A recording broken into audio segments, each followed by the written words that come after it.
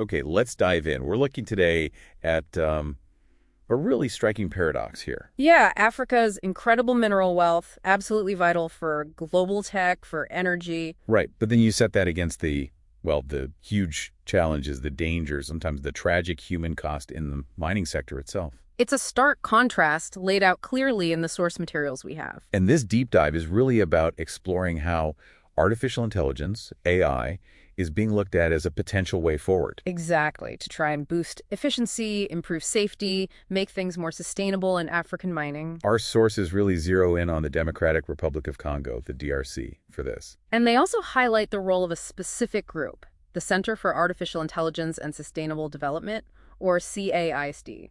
So the goal here is to unpack the key insights from this material for you.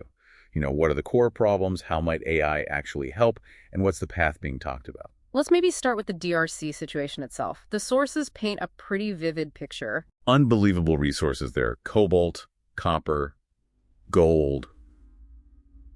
Minerals the world is frankly desperate for right now. Absolutely critical stuff. But like you said, the material immediately shifts to the reality on the ground. Safety is a massive, massive issue. And the human toll is just tragically high. You see it in the specifics, like the April 2025 Luhihi gold mine collapse. Yeah. Horrifying. At least 10 lives lost. Yeah. And the sources link it directly to poor maintenance. Yeah, and other factors too, like rebel control, complicating things, even a basic lack of emergency equipment. It's just awful. And the really impactful thing is realizing this isn't some isolated incident, is it? No, not at all.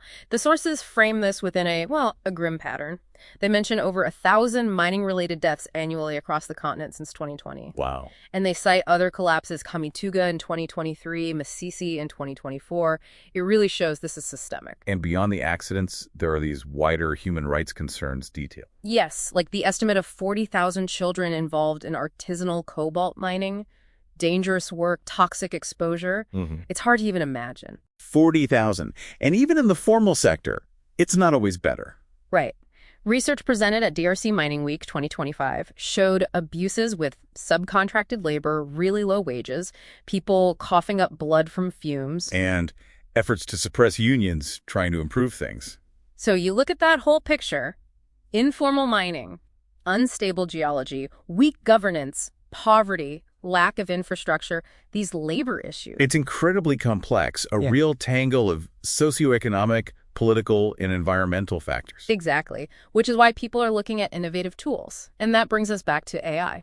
Okay, so how can AI possibly make a dent in such a challenging environment? The sources see it aligning with the goals of the African mining vision, for a better sector overall. They break down AI's potential into a few key areas. Let's start with safety, given what we just discussed. That seems paramount. Definitely. Think about real-time hazard detection, using sensors, maybe video analysis, to spot potential rock falls or gas leaks before they cause a disaster. Giving instant warnings. Exactly. Or wearable tech for workers monitoring their vital signs, their location, maybe for faster emergency response. And training, too. Yeah, AI could power VR simulations for really realistic but totally risk-free safety training. That could be huge, where traditional methods are lacking. Okay, that directly addresses some of the tragedies. Yeah. What about just making the operations run better? Efficiency. That's the second big area. AI using sensor data for predictive maintenance that directly tackles the poor maintenance issue we saw at Luhi. Right, fixing things before they break catastrophically. And analyzing complex geological data, maybe from satellites or drones, to build better 3D models for planning where and how to mine. Better planning means safer, more efficient extraction. Potentially, yes. And less waste, which links to the third area, sustainability. Okay, how does AI help there? Things like intelligent water management, analyzing quality, flow, predicting, needs to reduce waste and pollution. Important in water-scarce regions. Very. And analyzing mine waste, the tailings, to see if valuable materials can be recovered. Sort of a circular economy approach. Interesting. Plus, monitoring emissions, tracking land rehabilitation using drones. All part of making mining less impactful environmentally, which also affects nearby communities. So the potential seems clear, but implementing this kind of advanced tech in places like the DRC, that must have huge challenges, right? Oh, absolutely. The sources are very clear on the hurdles. Infrastructure is a big one, reliable power, internet connectivity in remote areas. Yeah, you can't run complex AI without the basics. Then there's integrating AI with often older existing mining systems and a major shortage of skilled people to develop, implement, and manage this tech. And ethical concerns, too. Job displacement? That's definitely mentioned. Automation raises fears about jobs, which needs careful handling. So what's the proposed way forward, then? How do you actually make this happen? It seems to boil down to strategic investment in that infrastructure, but also crucially in training people. Building capacity locally. Exactly. And collaboration is key. Governments, mining companies, tech providers, researchers, all needing to work together. And developing AI solutions tailored for Africa, not just importing generic ones. Yes, maybe starting with pilot projects, phased rollouts, and being really transparent about the socioeconomic impacts, planning for reskilling, engaging communities properly. Which is where an organization like CID fits in. Precisely. They're positioned as a key player.